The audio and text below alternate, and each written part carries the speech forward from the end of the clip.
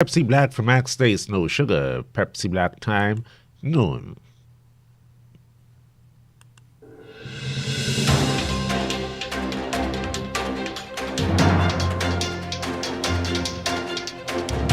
The news from Guyana, the region, and the world.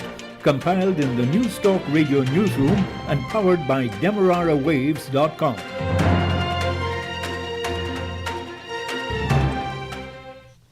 With the news at this time, I'm Dennis Chabrol. Good day. First, the highlights. The leader of the Liberty and Justice Party and the Deputy Speaker of the National Assembly, Lennox Schumann, has written President Ali, urging him to meet with the opposition leader to appoint substantive Chancellor, the Chief Justice, Commissioner of Police, and the Chief of Staff. The Liza Unity has arrived in Guyanese waters on track for early 2022 startup. A man has been arrested for allegedly being in possession of $4.7 million worth of marijuana. And in the region, the president of the Barbados-based Caribbean Development Bank, Dr. Jean Leon, says the price of electricity in the region is among the highest in the world. Internationally, Sudan's coup leader, General Abdel Fattah al-Burhan, has said the military seized power on Monday to prevent a civil war. The details of these and other stories in a moment. Not seeing returns on your dollar? Then advertise with News Talk Radio Guyana 103.1 FM and see results. We give you competitive rates, wide coverage, appealing programs, streaming online worldwide on them waves, and we give you value for your money. You'll see returns when you advertise with us. Call our helpful staff today on 223-1056 or 223-1041 for those competitive rates. 103.1 FM, accurate information blended with great music. And now the news in detail. The leader of the Liberty and Justice Party, LJP, Lennox Schumann, in his capacity as Deputy Speaker of the National Assembly, has written to President Ali to appoint a substantive Chancellor, Chief Justice, Commissioner of Police, and the Chief of Staff. The Deputy Speaker is concerned that a non-appointment of substantive officials or confirmation of those acting in the offices weakens the state, and has asked the President to rectify the situation. Mr. Schumann calls on President Ali to urgently confer with the leader of the opposition with a view to securing his agreement for substantive appointments to the four positions. Mr. Schumann urged that a failure to rectify the omission to fill these positions with substantive appointments means the continuing violation of the spirit and intent of the Constitution. Mr. Schumann, in his letter dated Friday, October 22, to President Ali, stated that there are four critical acting appointments. That is, the Chief Justice, the Chancellor of the Judiciary, the Commissioner of Police, and the Chief of Staff. Mr. Schumann highlighted that after 1 year completed in office on August 2, 2021, the People's Progressive Party government has ignored calls by the previous President of the Caribbean Court of Justice, Sir Dennis Byron, and the current President, Justice Adrian Saunders, for the confirmation of substantive appointments of the Chancellor of the Judiciary and the Chief Justice made under the previous administration. To date, there has been no movement on those critical appointments. Mr. Schumann reminded President Ali that in November 2017, Sir Dennis Byron, the president of the CCJ, had called for the confirmation of the acting appointments of the Chancellor and the Chief Justice. Sir Dennis had said then that the situation has moved well beyond what ought to be acceptable in a modern democracy, where respect for the rule of law is maintained. Sir Dennis had said the Constitution envisages the judiciary of Guyana to be headed by officials who are substantively appointed and enjoy all the legal and institutional mechanisms to secure their tenure. The former CCJ president has also said that anything otherwise is a violation of the spirit and intent of the Constitution. The three executive members of the People's National Congress Reform have blistered their party leader David Granger after he asked that they and others be blocked from managing the upcoming elections for leader.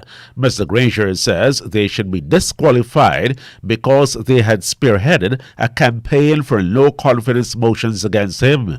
Leader aspirants Aubrey Norton and Dr. Richard Van West Charles, as well as Winston Felix, have all denied fueling the no-confidence motions against Mr. Granger. However, in separate letters, they have blamed him squarely for the lack of confidence that members have in him. Already, top party officials are questioning on what basis the PNCR leader could be concerned about bias when the party's General Secretary Amin Ali, as well as Vice Chairman Annette Ferguson, who are members of the Congress Committee, were present at Joseph Harmon's campaign launch.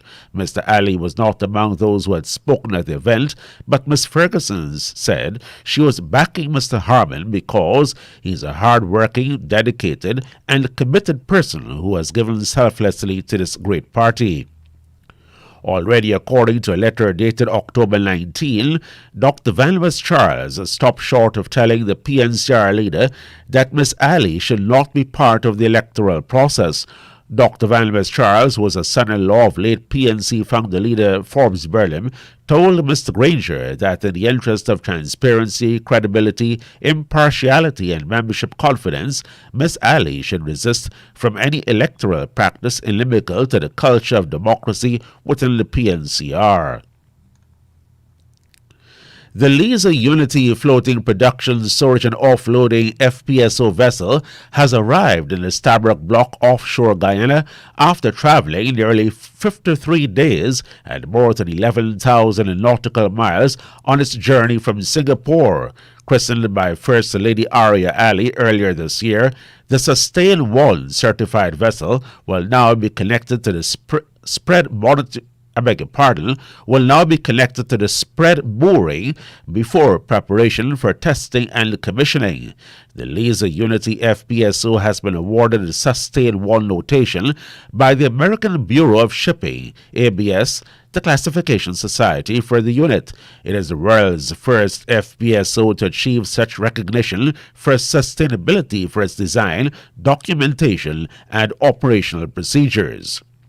More than 2,680 Guyanese have worked in ExxonMobil Guyana's exploration and development activities in Guyana.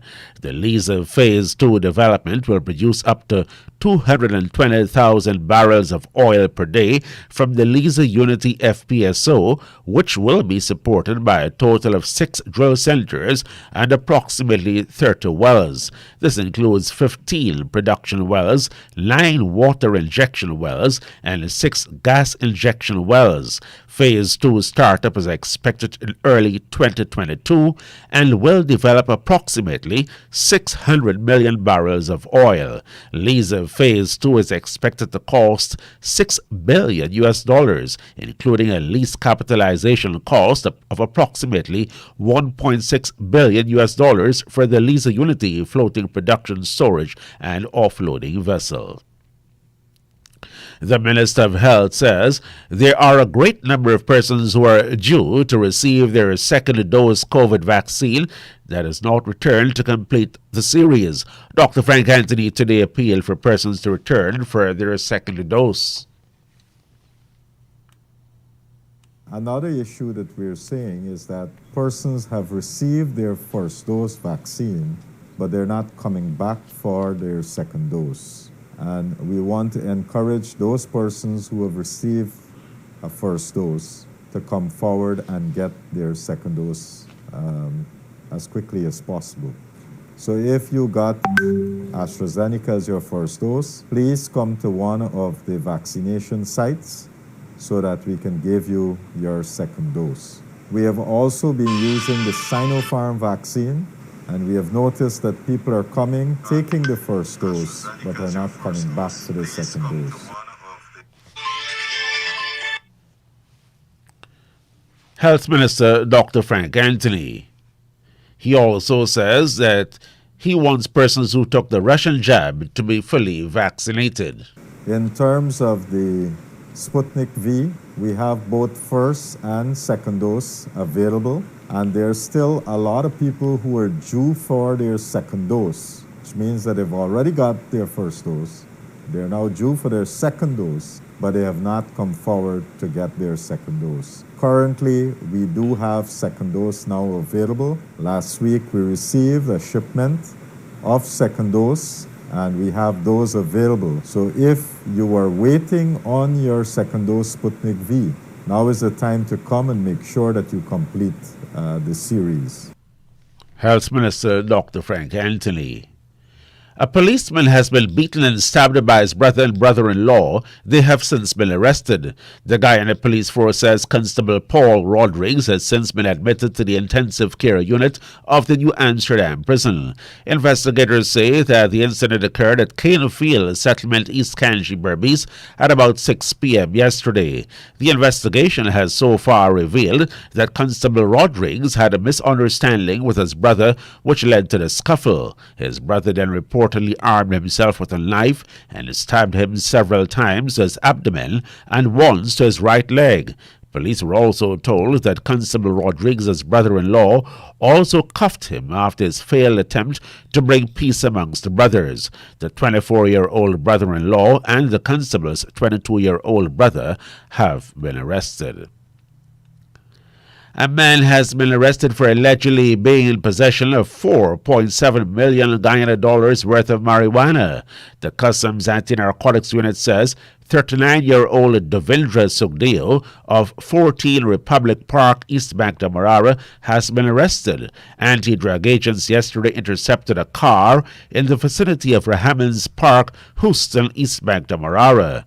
Kanu agents say they found 8 bulky parcels containing more than 15 kilograms of marijuana. A man who was fined $12.5 million and sentenced to 5 years imprisonment for being in possession of more than 20 kilograms of marijuana 3 years ago has been caught. Police say 25-year-old Ricardo Welch of Fort Ordnance, East Kanji, Berbice was caught by police while he was pushing a cycle in New Amsterdam. He was nabbed about 1 p.m. yesterday in the Princess Elizabeth area. He was expected to be taken to the New Amsterdam prison. Investigators say Welch was searched but nothing illegal was found, but he was taken to the New Amsterdam police station where he gave his name and address. Police say they checked the station records and the 2 conviction warrants from Region 5 were found in his name. One of them was for 5 years imprisonment and the other for a $12.5 million fine.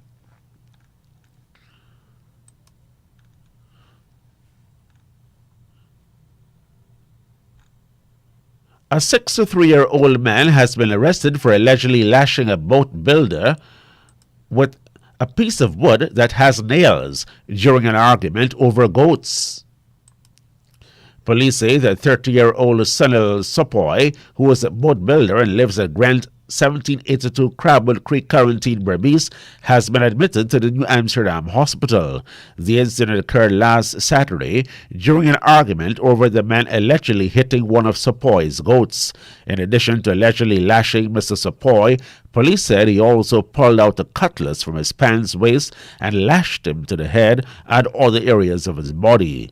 Police were told that public-spirited citizens intervened and later rushed the victim to the Skeldon Public Hospital, where he was treated and later transferred to the New Amsterdam Public Hospital.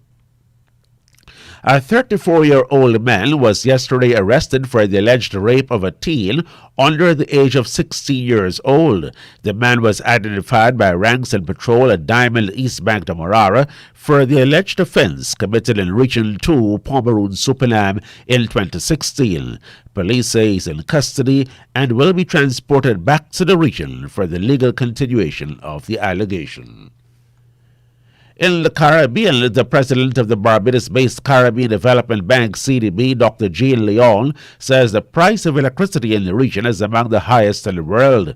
Speaking at an energy forum in the Turks and Caicos Islands, the CDB president said that the cost of electricity in the region averaged 28 US cents per kilowatt hour in 2019. Against this background, he called for encouraging and incentivizing the private sector to support the transition to sustainable energy. His comments came at a time when Barbadians are voicing concerns that electricity rates in the island could go up following an application by the Barbados Light and Power Company to the Fair Trading Commission for a rate increase. The CDB official told the function in the Turks and Caicos Islands that a high cost of electricity generation has a negative impact on the region's economic and social development as it increases import bills, worsens terms of trade, erodes competitiveness, and stymies investment by the business community. He says the high electricity costs also affect economically disadvantaged people who spend a greater share of their disposable income in energy. Barbados and all the Caribbean governments have been pushing to make a transformation to renewable energy to lower electricity costs while making economic sectors more competitive. The CDB president highlighted that although alternative forms of energy, especially solar, wind, and ocean resources, are in unlimited supply in the region, the Caribbean is one of the most energy import-dependent regions of the world, with CDB's 19 borrowing member states deriving more than 90% of their commercial energy supply from imported petroleum. It has been confirmed that 19 civilian contract workers with the Trinidad and Tobago Police Service have had their contracts terminated. The workers were hired by former Police Commissioner Gary Griffith, who is describing the move as blatant political interference in the service. Deputy Commissioner of Police MacDonald Jacob is reported to have said it is a cost-cutting exercise. He said in some cases the contractors would have been made redundant, while in others the work would have already been completed. Among the contract workers who confirmed to Newsday that they were laid off were former Corporate Communications Manager Francis Joseph, Events Coordinator Lisa Gani, and firearms expert Paul Daniel Nahus. Gani confirmed to Newsday that she was also let go. She said she was not ready to comment. In a post on his Facebook page on Monday, former Police Commissioner Griffith said it had come to his attention that every single contract of persons that he hired are being terminated with immediate effect. Faced with an upsurge in armed robberies, the gendarme has increased its human resources to catch perpetrators in cooperation with the police of St. Martin.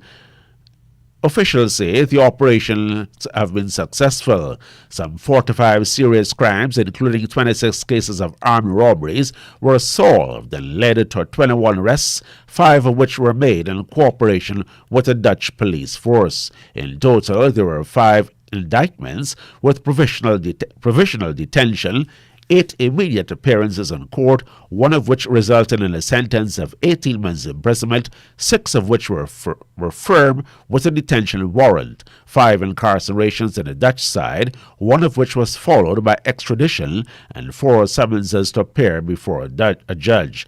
The French gendarme says the task force is set to prolong its operation to curb a phenomenon which is detrimental to the image of the island and its inhabitants.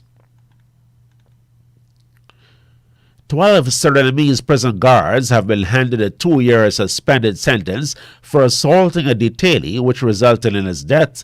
Star News also reports that Justice Marie Bettendorf also placed them in 2 years of probation.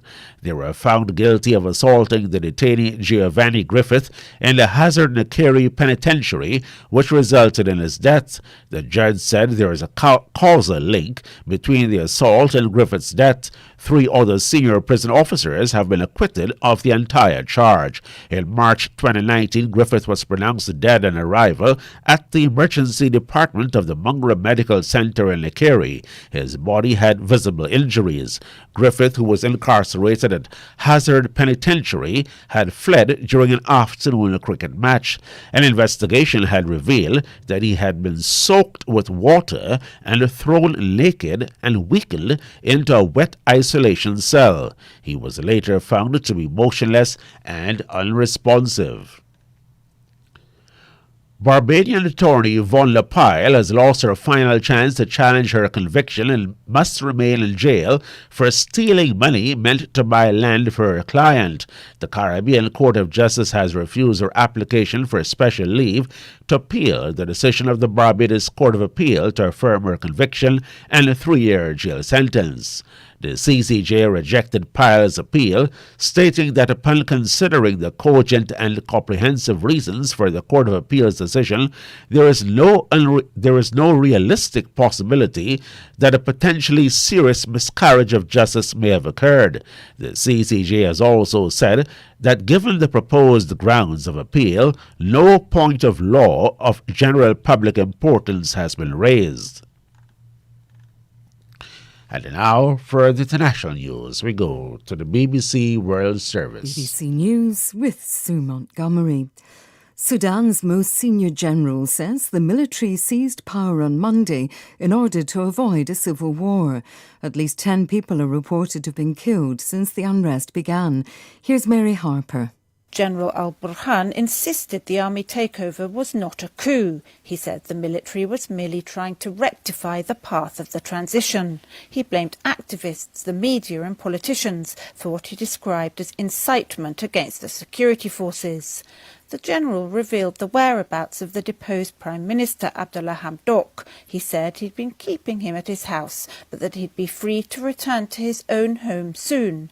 Opponents of military rule are continuing to protest, disrupting life in the capital Khartoum. 150 people suspected of buying and selling illegal goods via the dark web have been arrested in a major international police operation. 65 of these were in the United States, but there were large numbers in Germany and Britain and more than a dozen in other European countries. Damien McGuinness reports. This is one of the largest ever sting operations targeting criminals on the dark web. 150 suspects were arrested in at least 9 different countries. They're accused of buying or selling illegal goods online, such as drugs or weapons. In January, German police shut down what was thought to be the world's biggest darknet trading website. Now, some of those accused of using such websites to trade illegal goods have also been unmasked. Senators in Brazil are expected to vote shortly to approve a damning report on President Bolsonaro's handling of the coronavirus outbreak.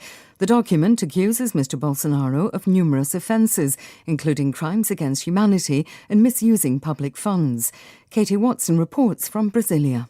These past few months have unearthed scandal upon scandal and shone a light on the actions of a government accused of being reckless with the lives of hundreds of thousands of Brazilians.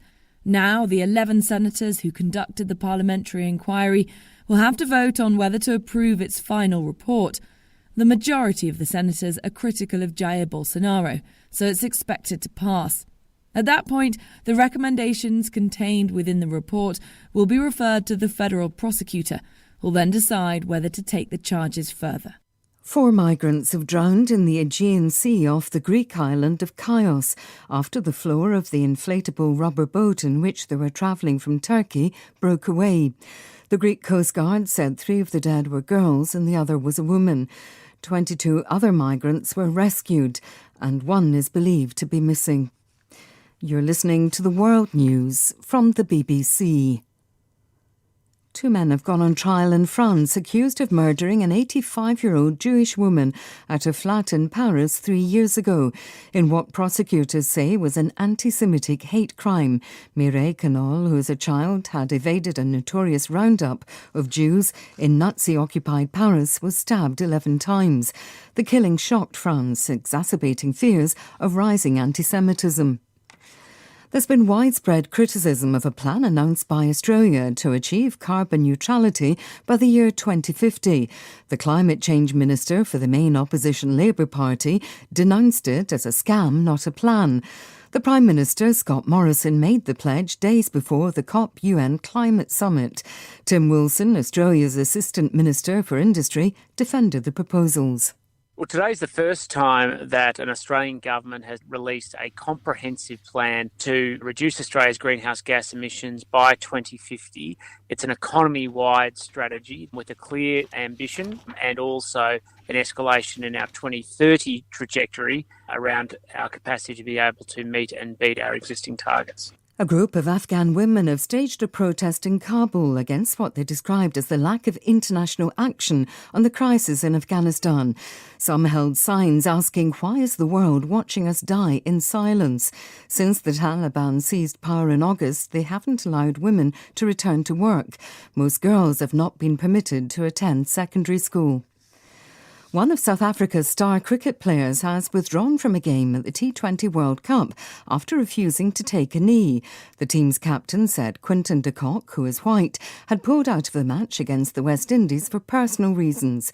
Cricket's governing body in South Africa told squad members that they should make the gesture to show a united stand against racism. BBC News. And that's the news to the moment. Now for a recap of the highlights. The leader of the Liberty and Justice Party in his capacity as Deputy Speaker of the National Assembly, Lennox Schumann, has written to President Ali urging him to meet with opposition leader Joseph Harman to appoint a substantive Chancellor, Chief Justice, Commissioner of Police and the Chief of Staff. The Liza Unity arrives in Guyana's waters on track for early 2020 startup to produce more oil. The Minister of Health says there are a greater number of persons who are due to receive their second dose COVID vaccine and they have not returned to complete the series. A man has been arrested for allegedly being in possession of $4.7 million worth of marijuana. In the region, President of the Barbados-based Caribbean Development Bank, CDB, Dr. Jean Leon, says the price of electricity in the region is among the highest in the world. And internationally, Sudan's coup leader, General Abdel Fattah al-Burhan, has said that the military seized power in Mali to prevent a civil war. That's the end of the news.